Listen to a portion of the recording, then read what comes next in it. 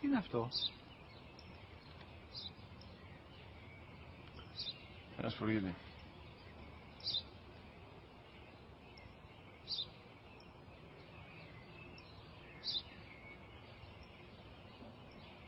Τι είναι αυτό? Μόλις τώρα στο πατέρα, σπουργίτη είναι.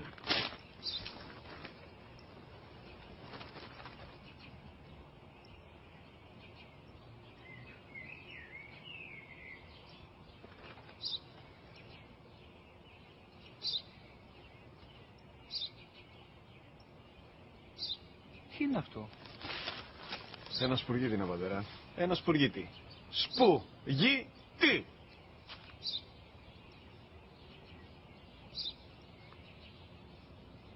Τι είναι αυτό? Γιατί το κάνεις αυτό το πράγμα, μπορείς να μου πεις? Τόσες φορές σου είπα, είναι ένα σπουργίτη. Δεν το καταλαβαίνεις. Πού πας?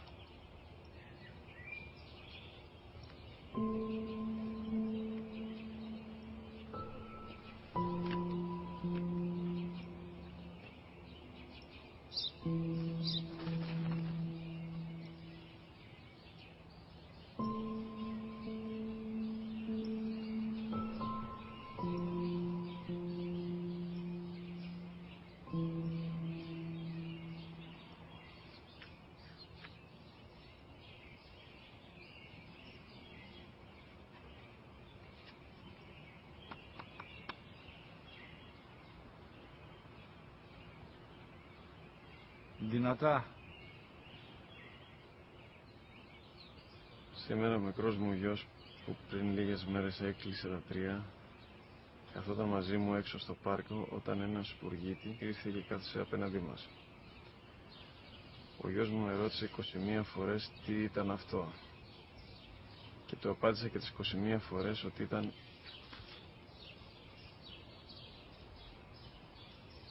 ένα σπουργίτη.